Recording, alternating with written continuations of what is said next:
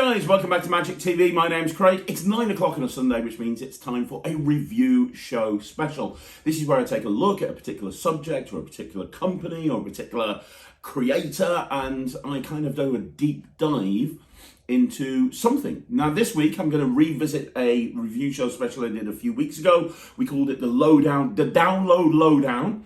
I'm going to look at 4 downloads. I get so many people on this channel all the time asking me to look at downloads, and I think I know the reason why. They're relatively inexpensive. It's instant gratification. You don't have to wait for a product to be delivered. Normally, a download is not on some sort of pre-sale, so you can get it immediately. You can start learning it immediately. And the problem is a lot of downloads suck. A lot of downloads are terrible, so it's kind of like, how do you pick the good from the bad?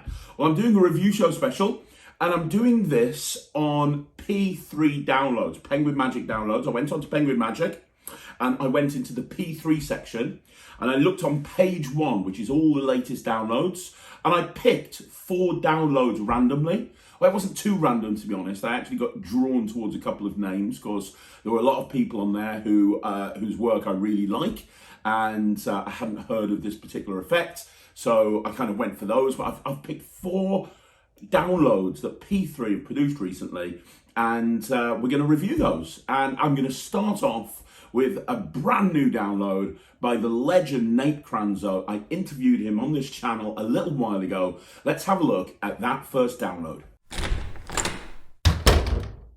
So this first download is called Standing Up Triumphantly, and it's by Nate Kranzo, and it's basically a stand-up version of Triumph. So anybody who doesn't know Triumph, what rock have you been living under for the last like 20 years?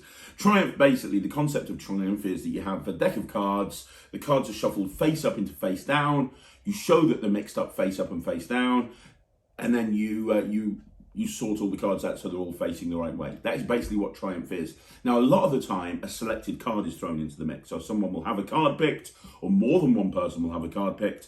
That card is lost in the deck. The cards are shuffled face up and face down. All the cards turn face down except for that selected card. Now, I have published probably about 15 versions of Triumph over the years. I've performed a lot more than 15 versions of Triumph on this channel. There's some amazing Triumphs. There's some not so great Triumphs. The advantage that this one has straight off the bat is that it is stand-up, so there's no table required. You can do it in the real world, mix and mingle, which is really nice. Now, what I'm going to do first of all is I'm going to perform this for you so you can see exactly what it looks like, and then we'll talk about the pros and the cons. Okay, so let's have a look at the performance of this.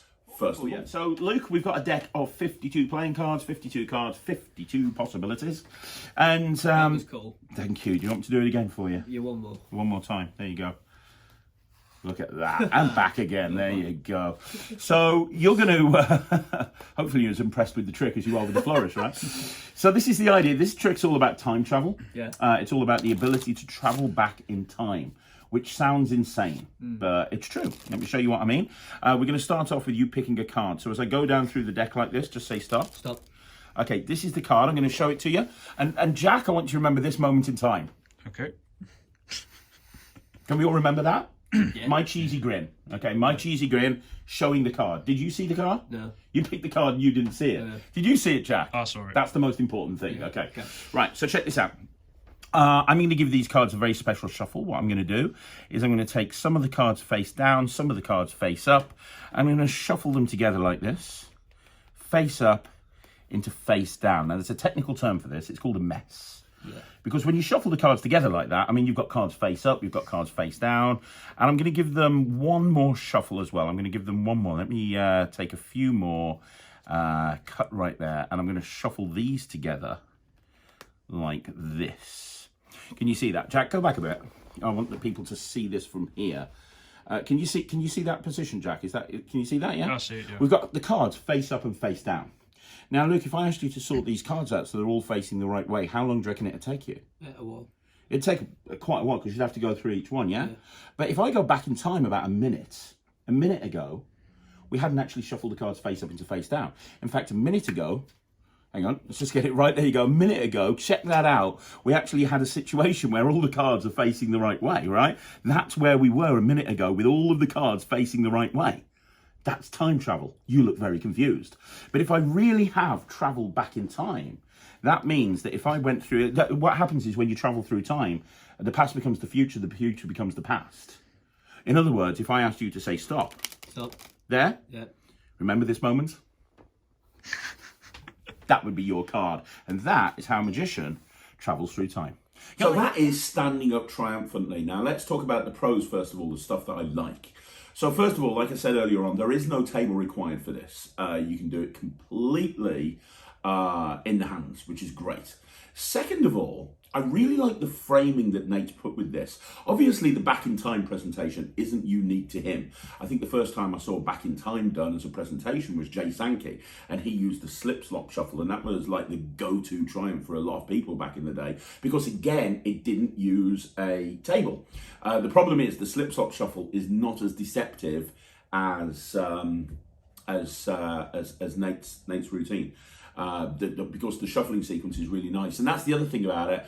The shuffling sequence is really nice. Now, I've published a few triumphs where I've had shuffling sequences that I've been really proud of, but this is like so easy compared to those. This is a very easy way to do that face up, face down shuffling sequence. You can have the cards shuffled. It's a shuffle deck in use. There are no gimmicks. There are no extras. You have the card picked, and then immediately you can then spread, take half the cards, turn them face up and go into a shuffling sequence. It's actually really nice the way he's done it, and it is incredibly easy to do.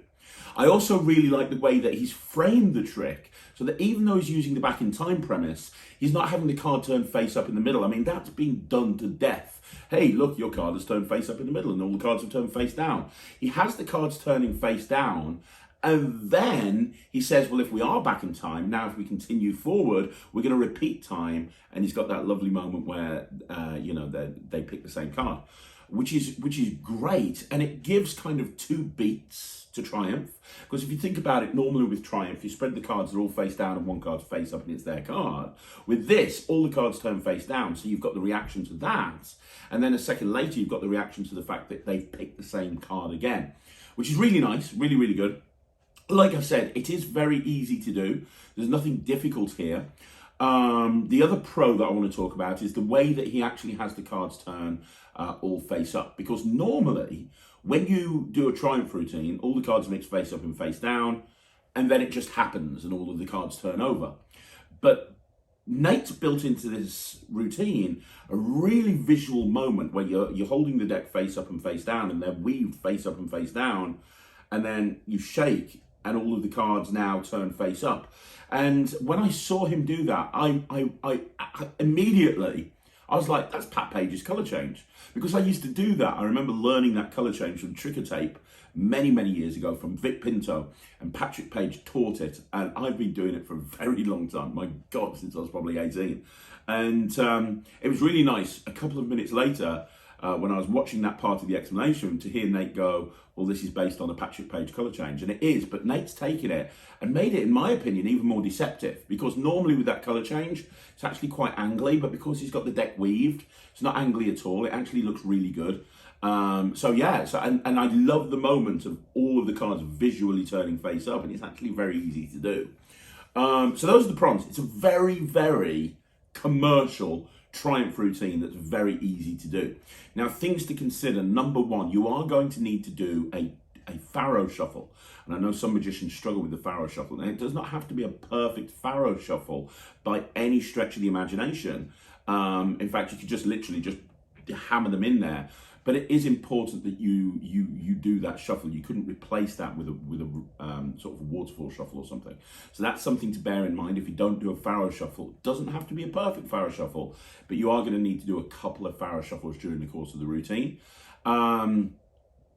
To be honest, I'm trying to think if there's any. If I wanted to be really picky with it, I could say that the shuffling sequence isn't as deceptive as some of the more modern Triumphs that have come out recently, where you're ultra convinced that the cards are face up and face down. But to be honest, that's being picky, because you perform this to a real audience, you are not going to have a problem. They are going to be convinced that the cards are being shuffled face up into face down. What Nate has done is he's taken the simplest approach to achieve a Triumph routine. And I've never actually seen anyone take this approach before in terms of methodology, but it works, and it works really well. And I think it could be applied to a few of the different concepts in card magic as well. So just from that point of view, it's absolutely worth learning this routine. Yeah, I can't really think of many cons. It's a really well-structured routine with a nice plot, a really clearly defined moment where the magic happens. You got a couple of beats in there. It's a shuffle deck of cards. It's an instant reset. There's no table required.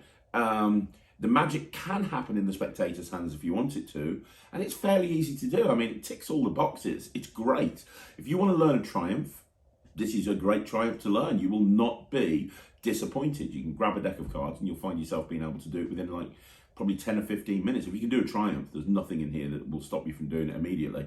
The one thing I will say, actually, the Patrick Page moment where you shake and all of the cards turn face up, I remember when I first learned that, it felt a bit knacky for me. It took me a little while to learn it. I can't remember though, because it was when I was 18. I'm 45 now. So when I watched Nate do this moment where all the cards turn face up, I could do it immediately because it's a move I already do, right? Be prepared for that to be a little knacky. I remember it being knacky when I first learned it. It's not impossible. It's actually quite an easy colour change because you're not palming anything. But it can be a bit knacky. It's something that's a little bit different to what you've probably seen before. Other than that, that's it. I'm going to give this 96%. It's well worth learning. It's great to have routines like this with a regular deck of cards that you can do anytime, anywhere. And this is another wonderful one to add to the list. So well done, Nate Kranzo. That is your first download on the Download Lowdown.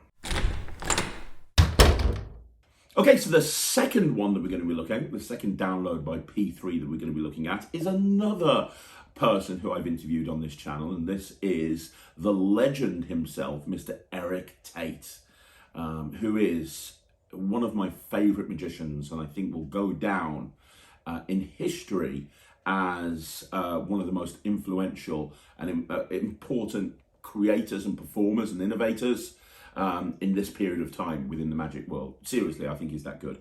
And one thing that you see when you watch a Erik Tate download is he is so good at explaining absolutely everything. Like, he is so good at explaining absolutely everything. This particular routine is called Out of This Zip Code. Is it Out of This Zip Code, and it's a small packet out of this world. Now, if you don't know what Out of This World is, very, very briefly, the whole idea is, and I'm sure you've seen it before, the spectator separates a deck into red and black. They do it themselves. And apparently, shuffle deck of cards, the deck separates into red and black. There's been lots of versions of this over the years, Out of This World, Out of This Galaxy, millions of different versions. There's a couple of, this version addresses a couple of problems that I've got with Out of This World. And the first problem it addresses is you aren't using a full deck of cards, which is very, very important, because the problem with Out of This World is it can go on a bit too long. It's what I like to call pipe and slipper magic. It's not the sort of thing that you can do in a gigging situation, because it's kind of monotonous. It's like, okay, where do you want this one? Where do you want this one? Where do you want this one? It kind of goes on a little bit. It's fine for certain places, but for a lot of the places where I gig, it doesn't work. Well, what Erik's done is he's made it a small packet version, right? So they only go for 6 cards. 6 red, they're trying to separate 6 red and 6 black, or 5 red and 5 black. But because of the way that he frames the routine, it feels just as strong as a normal Out of This World, but he's using it, but he's only using it, it's over a lot quicker, if that makes sense. And that brings me on to the second thing I like about this, which is the framing behind it. Normally with an Out of This World, it's like, right, you're going to separate the cards. What's this? What's this? What's this? With this one, he kind of frames it as a memory demonstration. So he talks about that this is a demonstration in memory, and once they've shuffled the cards, he takes them back and he goes, right, what I want you to do is I want you to look through these cards, and as I look through, try to remember not the order of the cards, but try to remember whether they're red or black. Try to remember the order of the reds and the blacks. And he does that, and now they're picking out cards from their memory.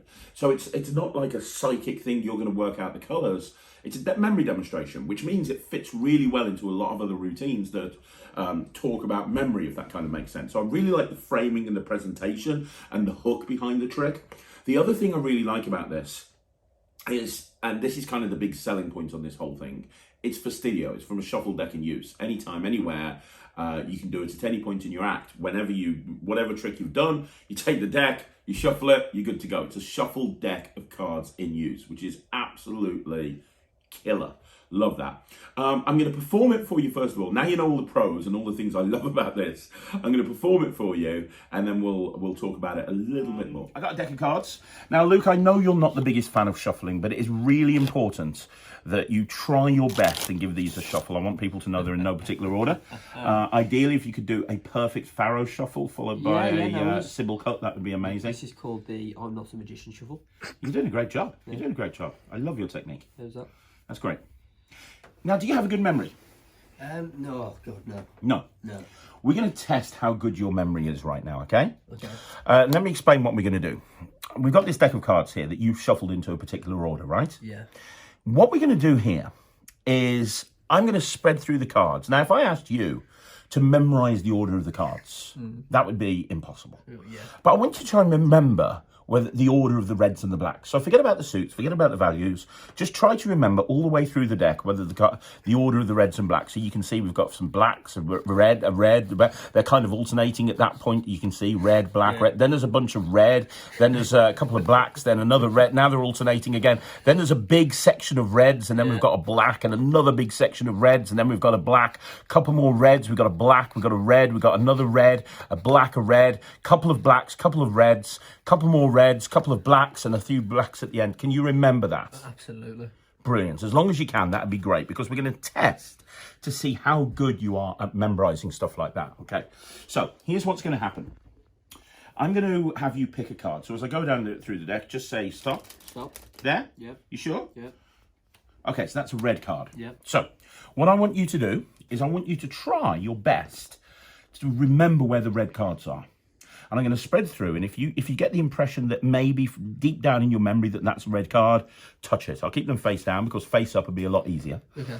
So if you see a red, if you think one's a red card, just touch it. That one, and again. Okay, and again. Interesting. And one more time. And one more time. That one there. You sure that one? Yeah. Okay. So to be clear, you think this one's red. Make sure I don't do any switches. Make sure I don't do any funny moves. Make sure that I put those cards down there that you touched. Is that fair? Yeah. Now we also need a black card as well. So let me that'll be perfect. We'll take a black card, and we'll do the same thing with the black cards. Okay. So if you think it's a black card, touch it. That one right there, and another one. That one there, and another one. There, and another one. And one more. There. And again, make sure I don't cheat. You think it's black, black, black, black, black. That fair? Yeah. Now here's the thing, Luke. If I shuffle these cards at this point, like this, that disturbs the order. So the order that you memorized would not be there anymore. So in other words, if I said to you, touch a red card, and I spread through, if it was red like it is there, that's a fluke. Yeah. Because obviously you haven't memorized the order. This is a completely different order to what you memorized. You memorized an order and you went for these cards. Let's see how you did. Pretty good. Not bad at all. Very impressive. Luke, you really are the man. Oh, don't let anyone tell you your memory is anything less than absolutely perfect, my friend. That's awesome. I got a feeling that wasn't me. That was all you. That was all you. Okay, so that is a performance of Out of the Zip Code. I absolutely love that. Now, one thing to note is you can actually do this without a table. So if you're doing mix and mingle, there's absolutely no reason why you can't, do the thing and they touch the cards and you put them in their hand. And then at the end, you turn them over onto their hands one at a time. This could very easily be adapted to work without a table. There's no need for a table. So for walk around and mix and mingle performance, this is great. especially as it doesn't take too long, and you're involving. You could also frame this by involving different people in the group. One person could remember the blacks, one person could remember the reds, so on and so forth. Now, the one thing to note about this whole project is, and to be honest, the main reason, or one of the main reasons beyond the trick to actually buy this, is Erik goes really in detail into how to learn the Hofsunder spread cull, and also how to do the angle separation move. Because at the beginning of the routine, once the cards are being shuffled by the spectator, and this is not a full deck, but whatever. But once you've had the cards shuffled by the spectator, he then takes the cards and he says, right, I want you to try and remember the order of the cards. Remember if it's a red card or a black card. And in that moment, he's using a Hofsunder spread cull to set up a certain order in the deck. Now, I've been asked on the channel before, what's the best way to learn the Hofsunder spread cull? Well, I honestly think that that Erik teaches it absolutely brilliantly. He teaches how to cull one card, then how to cull a sequence of cards in a way that I've never seen anyone explain it before. And you will get it very, very easily. And the nice thing about this routine is you have a logical reason to spread through the deck. A lot of the time when people are culling, there's no reason to spread through the deck. But here, he's built this logical reason in, which is, hey, I want you to memorize the order. He then goes on to the angle separation as a way to do it easier. And it's like, let me teach you how to do the angle separation, which isn't as good, but it's still a move that's worth learning. So he goes through the angle separation. And then, he ties everything together with the routine. And the reason I'm telling you this is because of twofold. One, you will need to be able to cull a card. You will need to cull in order to do this routine. The rest of the routine is pretty much self-working, but you will need to be able to cull in order to do this routine. But the cull is something that everyone should do anyway. I think it's one of the most versatile and important moves in the whole of card magic. So, if you don't do a cull, or you don't do it as well as you wanted it to, this is absolutely the download to watch, because he goes into it in such great detail. And then he talks about the angle separation as a way of doing it in a self-working way. One thing for people that are working on the cull, my advice is, if you want to do, and it's not as good as the way that Erik does it. It's not as good as a way of doing what Erik does. But I used a concept in a routine I put out called Extreme Oil and Water, where you do a triumph and it achieves the same thing as a cull. And you could do that at the beginning of this routine as kind of a little thing. So you could have someone pick a card and you say, look, this is what I'm going to do. I'm going to shuffle some of the cards face up.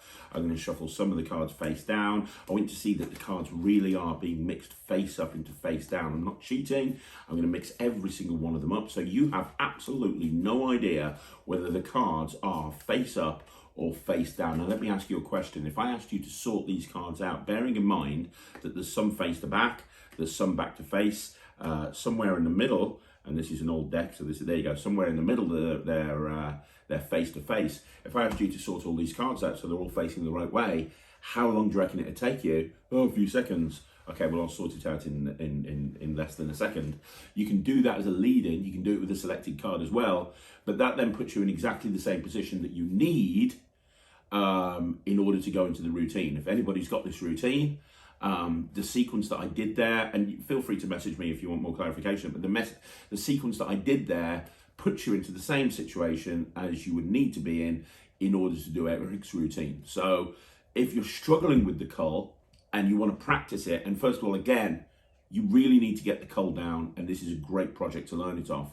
But if you want to do this routine before getting the cull down, that is a sequence that you can use. You can do, because this is a routine that you can do at any point in your act. You can throw a little triumph in like that, do a triumph, and then you can go into Erik's routine. So that's something to bear in mind as well.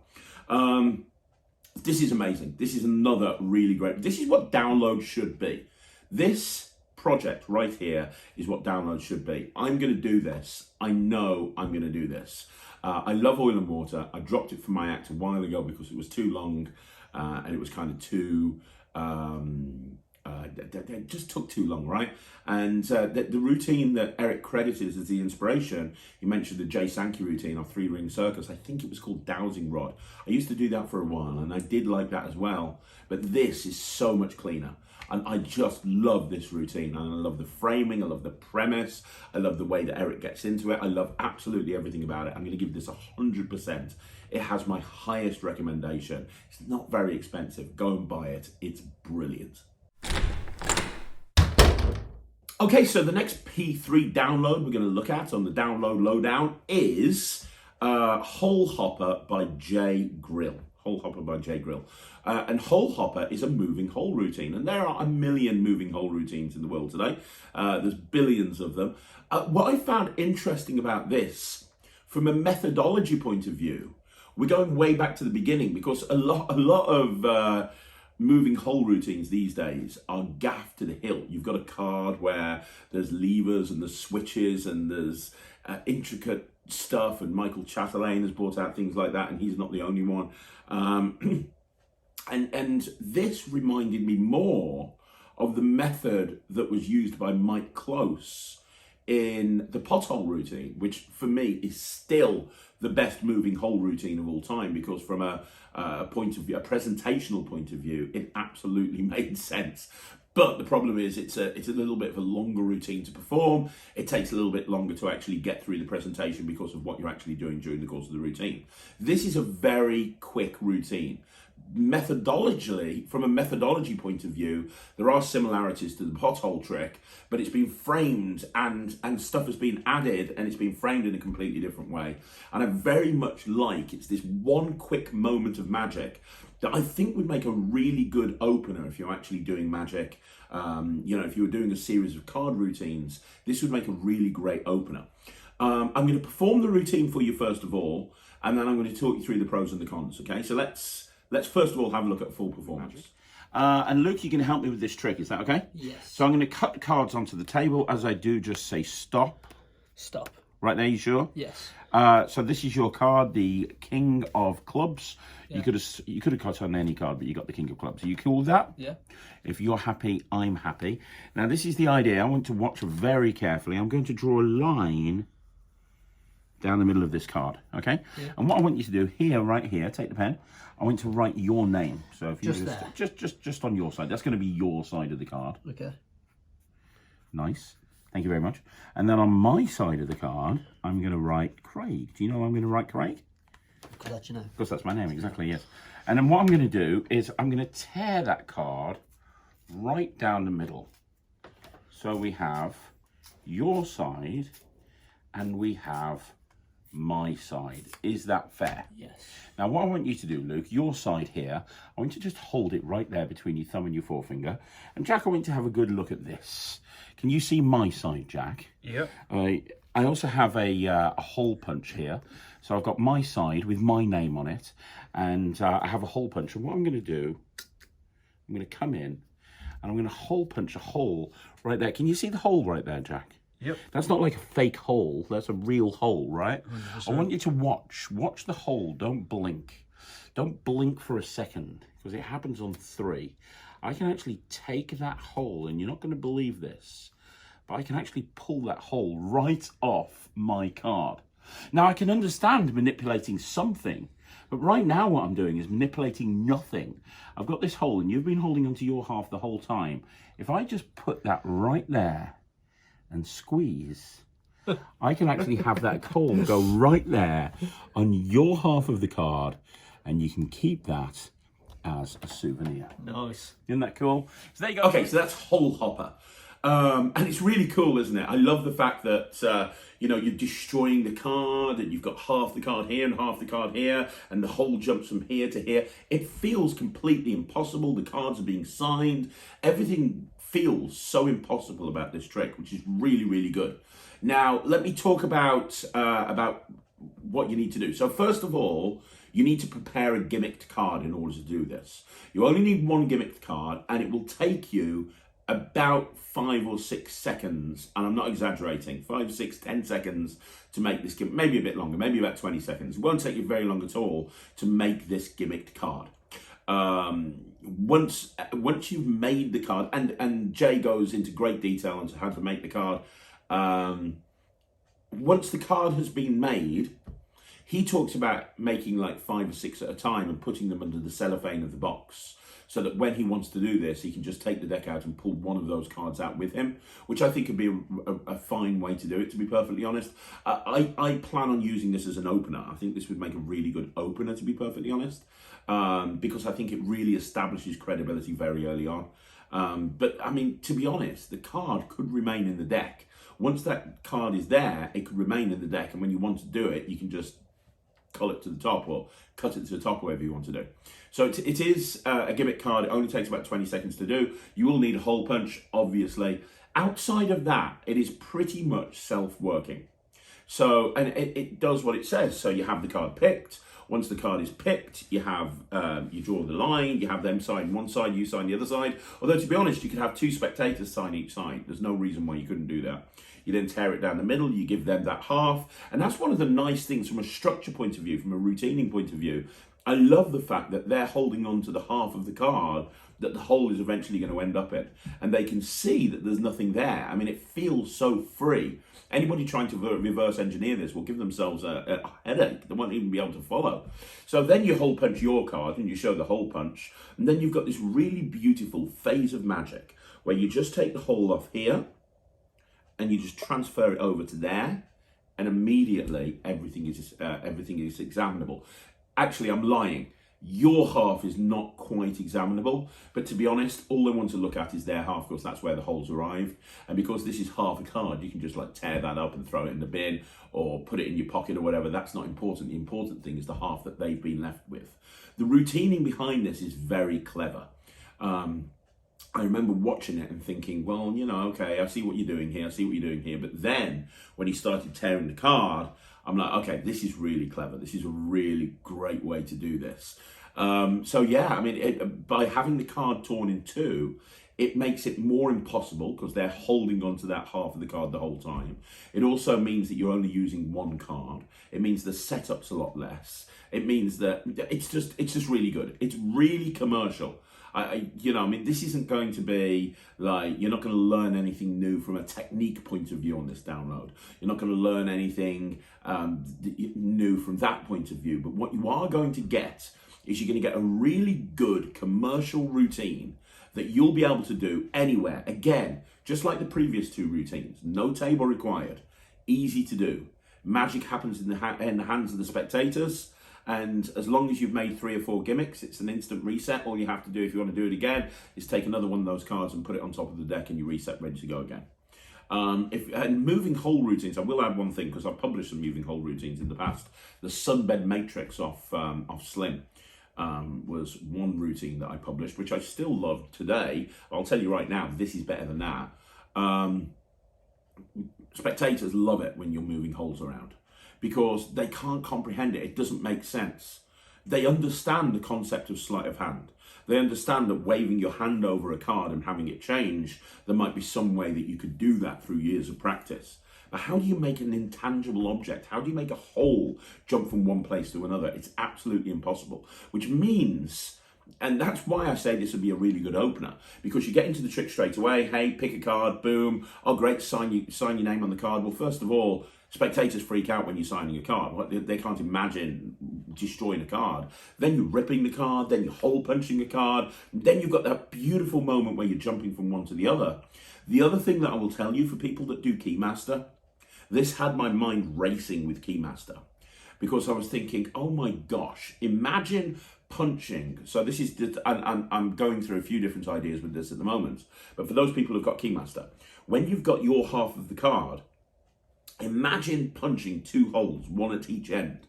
And for anyone who gets this download, you'll know exactly how you could do that. So you punch 2 holes, 1 at each end, and you go, look, I've got 2 holes here.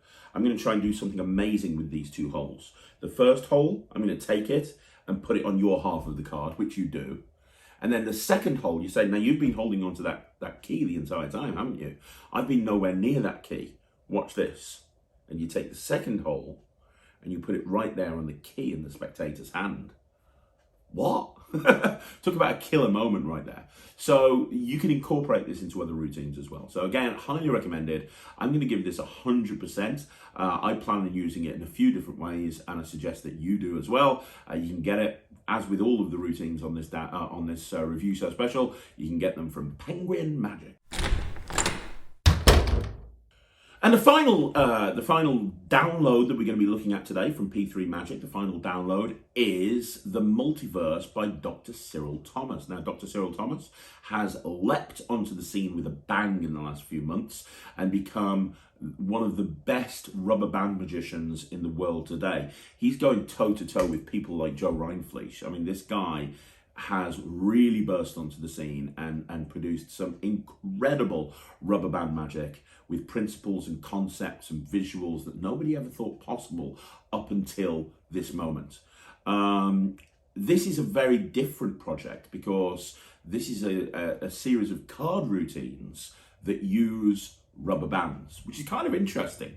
And Dr. Thomas talks on the download about how at the beginning of the routine, he talks about how he's into cards as well. A lot of people don't know him as a card magician, but he's into cards as well as rubber bands. And, you know, the whole idea of this project was to combine the two and put together some really interesting visuals. And I would like to say that I think that the guy has managed to do that and then some. So the whole idea behind this is, and there's multiple different routines on the project, but the whole idea is they revolve around the same sort of thing, which is you have a card picked and lost in the pack. You then wrap an elastic band around the pack and the card flies out the pack attached to the rubber band in a variety of different ways. So there's one routine where he wraps the elastic band around the pack, he puts the pack inside the box, and he holds the box, and when he does this, the card flies out the box, and it's attached to the rubber band and it comes out the box. There's another one where it's exactly the same thing, but it goes onto the back of his hand. Then he's got one where he's got no box, but he's got the card picked, and the spectator shuffles it into the deck, and then the deck is all put together with an elastic band wrapped around it, and again it comes out the deck wrapped around the elastic band, or you can do it around someone's hand, which again is a really nice thing, or you can do it around your hand, which is really good. He's also got a rising card version where he puts the cards inside the box, and then the card the deck starts rising out the box, and then he shakes, and when he does, the full deck rises out the box, but as it does, the card on the face of the deck changes into the spectator's card. There's lots of different variations like this. I'm going to perform one of the variations just so you can see kind of what it looks like from a visual point of view, and then we'll talk about what I think. So, Luke, we have a couple of things. We've got a deck of playing cards and we have a rubber band. You can check everything out, or generally, if you want to trust me, it's the rubber band. Yeah, that's the one. I'm concerned about this one. Okay, is it okay? Yeah, it's good. Cool. So we're going to use this deck of cards to have you pick a card, okay? So as I go through, just say stop anytime you want to. Right there, are you sure? Yeah. Okay, so that's going to be your half, and we're going to look at the card that you stopped on, the 8 of diamonds. Are you happy with that? Yeah. We're going to pop that 8 of diamonds right here into the middle of this half. Give it a bit of a shuffle for me. Just any type of shuffle is absolutely fine. And while you're doing that, I'm going to take this rubber band and wrap it around this deck, this half of the deck like this, because that's going to prevent sleight of hand. Because nothing prevents, because it's going to be a penetration effect, and nothing prevents penetration better than rubber, apparently, I've been told. So there you go. The rest of the cards go there and there like that. You got that, didn't you? Sponsored by. Yes, exactly. So the rest of the cards go in the thing. I'm going to put my hand inside the rubber band. So we have a deck of cards. My hand is inside there, and I'm going to show you something amazing in 3, 2, 1. Check that out. One card flies out the deck right there. Was your card the 8 of diamonds? Yes. Amazing. Check that out. So there you go. That's the that's one of the routines. This is really nice. This is a really nice collection of routines. It's not going to set the world on fire. Don't get me wrong. It's not. I don't think it's as mind blowing or as important to the Magic community as some of the other rubber band stuff that is brought out. But it absolutely, definitely is worth a release, if that kind of makes sense. I think what we've done here is we've taken every single possible way of actually achieving these routines and thrown them all onto a download. I don't think you would do all of them. The one that I think I like the best, there's two that I really like. The one is the box one, where you put the deck inside the box and the card just flies out of the box. That's quite nice. I also like the one where you have the card apparently lost in the deck and it flies around and goes on the back of your hand. I think that's really nice. I think that this would be, again, I talked about openers in the previous thing, this would make a nice opener, if that kind of makes sense, because it's very quick and visual. It's like, pick a card, I'm going to wrap this elastic band around the deck, watch, boom, and it appears. I think it would make a very nice opener, and I think you could structure it into a longer series of routines with elastic bands and cards. So you know where you've got the rubber band wrapped around the deck and it spins around and flies out, and where the elastic band disappears, all this stuff. I think that this would fit really nicely into a lot of those concepts, if that kind of makes sense. I also think this would make a really nice transition trick. And what I mean by that is if you're doing a whole bunch of card tricks, you then introduce the rubber band, you do this, and then you go on with more rubber band routines. So it's a nice way to transition from card routines to rubber bands in a really organic way.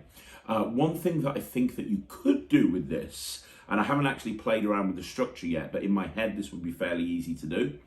In the routine, so there's a routine where the spectator picks a card, they shuffle it into the pack, you wrap an elastic band around the deck, and then the card flies round, you're holding the deck here, and the card flies round and ends up on the back of your hand with the elastic band wrapped around it, right? I think what would be very possible to do would be to have the deck shuffle face up into face down. So you shuffle the cards face up into face down, as well as shuffling their card in the deck. The cards are shuffled face up into face down, and then you do the same thing. The card appears, and then all the decks sorted itself out, and they're all facing the right way, which I think would be a nice extra kicker to that routine as well. And I don't think that'd be very hard to do. I'm going to play around with that, but anybody who's got this, excuse me, you might want to look into that. I think that would be a really cool way to do this. From a difficulty level, nothing's really that difficult. It's actually fairly easy to do. You're going to need basic card handling skills. If you don't do rubber band magic, it's not really that much of a problem. A lot of rubber band magic, if you've learned rubber band magic before, a lot of it is really complicated to understand, right? You've got to get the finger positioning just correct in order to pull it off. And if you're a millimeter out of the way, you're absolutely screwed. Well, that's not the case with this routine. With this routine, it's all very simple. Nothing is difficult at all. So you can do the rubber band side of things almost straight away. And with basic card handling stuff, you can do the routines very, very easily. There's nothing difficult here to do. There's a routine at the end that requires more card handling ability that Cyril actually points out at that point that this is something that's going to require a little bit more card handling ability. But other than that, it's all relatively simple. So yeah, I mean, you definitely get a lot of bang for your buck with this project, because there's probably about 10 routines and 10 different variations. You're not going to do all the variations, but I think you're probably going to settle on one or two that you would do. And let's be honest, if I told you that you could learn a routine fairly easily, that you could do in the hands with no table required, that involves the spectator's hands, that's a really nice visual card magic trick that can be done very, very quickly, very, very easily, and it looks different to anything else that you do in your act, would you want to do that? Of course you would. And I can see that people get this project and they will start doing it. I'm absolutely going to do this. There's a lot of gigs that I go to. There's a lot of places that I go to where I don't have much time when I'm doing mix and mingle. I've got to get around a lot of people. This weekend, for example, I know I've got 2 hours to get around 200 people outdoors. So I'm going to have to hustle. Well, this sort of thing works really, really well because it's a very quick trick. I can do 2 or 3 tricks of this length, and they feel like they've seen a lot of magic, and then I can move on to somebody else. So yeah, for sure, I highly recommend it. I think it's really good. I'm going to give it 90%. It's well worth buying. Well done, Dr. Cyril Thomas. So there you go, guys. That's the Lowdown download, Penguin Magic Edition, version 2 in the bag. And one thing that this has told me is Penguin produce some really nice downloads.